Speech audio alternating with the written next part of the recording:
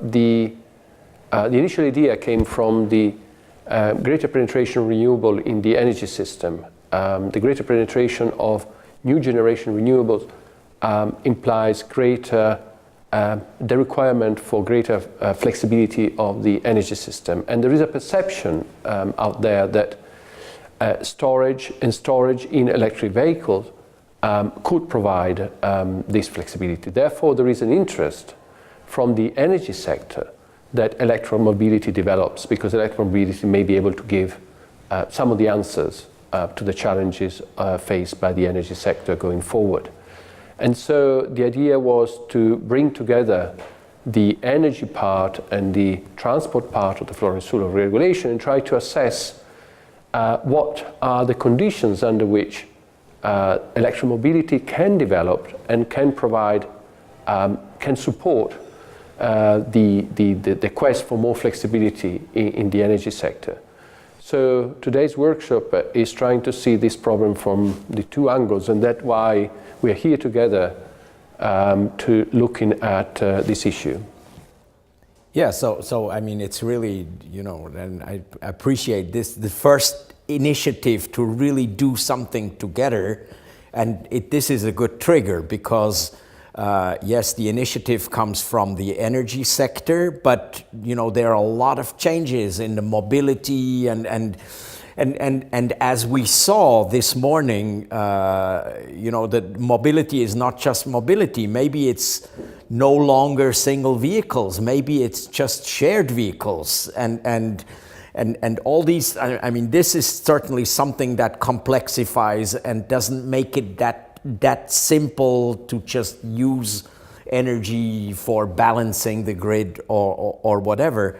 A second complication we saw is the whole public sector, the public buses, it's not just private vehicles, it's increasingly, I think the border between public and private is not that clear anymore. Things are subsidized, the public creates parking spaces, it facilitates or does impede.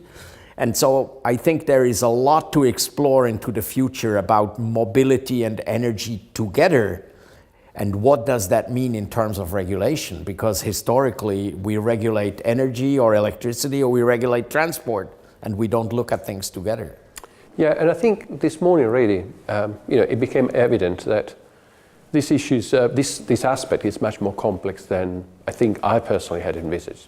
And it will become more and more complex in the future from a technological point of view, but also from a regulatory and market structure point of view. Just one example from the technology point of view. It became quite apparent this morning from the experts who joined us that technological development is going to make electric cars more similar to normal cars, the conventional cars, when it comes to their performance. So drivers want to be able to charge their car quickly.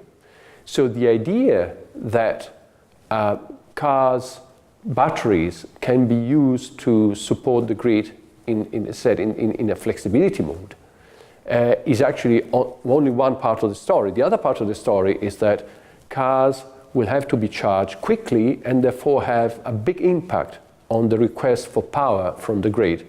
In this respect, they are more like creating the need for flexibility rather than addressing the need for flexibility. So, you know, as I said, the issue is more complex. Aspects will remain regarding the regulatory and market regime for charging stations, and that's what will be discussed in the afternoon. And I think one other aspect which we didn't really, when we started, didn't really see is this whole digitalization, which is like a new layer that comes on top of everything.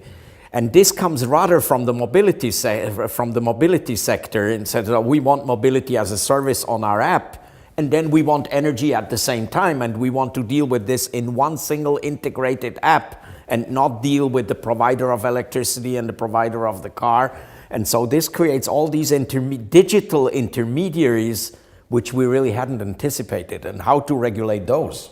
Yeah, and I mean, this is one aspect that, especially coming from the energy side, where until recently energy was characterized by very slow-moving technologies. I mean, electricity has been the same since it was discovered. So And now we are facing more and more with the digital economy, and even in this area, where we have to be very careful, because technological development will always be faster than regulation.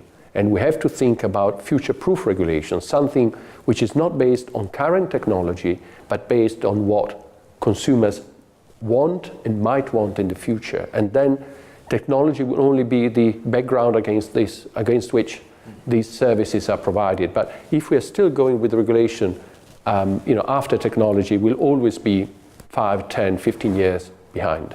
And that is really a new way of thinking about regulation. Creating regulation that allows for technology to evolve rather than solving the problems. And now we are running after the problems.